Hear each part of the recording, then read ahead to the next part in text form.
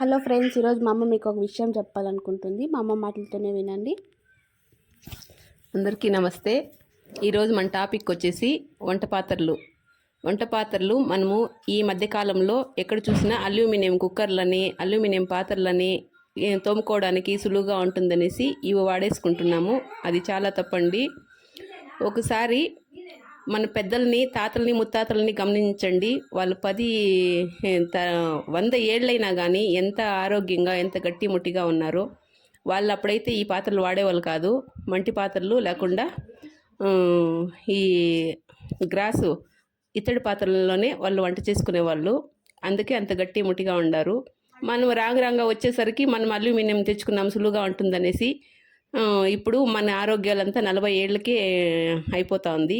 ఇంకా ఇది ఎట్లే కంటిన్యూ చేస్తే మన పిల్లలకి మనం ఏమిస్తామో మీరే ఒకసారి ఆలోచించండి. చదువు ఎంత ముఖ్యంగా ఇస్తామో పిల్లలకి, ఆస్తులు ఐశ్వర్యాలు ఎంత ముఖ్యంగా ఇస్తామో ఆరోగ్యాన్ని కూడా అంతే ముఖ్యంగా ఇవ్వాలనేసి గుర్తించండి. బ్రిటిష్ వాళ్ళు వదిలిపోయిన అల్యూమినియంని మనం ఇంకా వాడుతున్నామండి.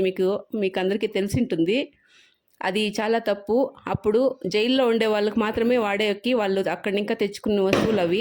వాళ్ళు వెళ్ళిపోయినా కానీ మనకు ఈ అల్యూమినియం మాత్రము వదిలేలాగా లేదు. ఇప్పటికైనా కళ్ళు తెరిచి మట్టి పాత్రల్లో వాడండి. లేకపోతే ఈ సత్తు పాత్రలు మాత్రం పక్కన పెట్టేసి ఇవి గ్రాస్ పాత్రలు వాడండి.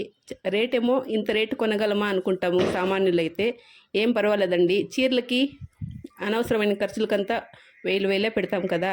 ఆ డబ్బుల్ని ఇట్లా ఉపయోగించండి. ఒకసారి ఒక సామాన్ సెట్ అంతా తీసుకున్నామంటే ఒక తరము అయిపోతుందండి. అవి ఎక్కడ పాడవు, బాగా వాడుకోవచ్చు. తోమేది కూడా ఏమంతా కష్టమేం కాదు, చాలా ఈజీనే ఈ పాత్రలు. కాబట్టి ఆ పాత్రల్లో చేసుకోండి, ఆరోగ్యాన్ని పెంచండి, పిల్లలకి మంచి భవిష్యత్తునివ్వండి. ఆరోగ్యం లేకపోతే ఏమైనా మీరు ఏమిచ్చినా వేస్ట్ అవుతుంది. కాబట్టి గుర్తించండి. కష్టం అనుకుంటే ఏది రాదండి.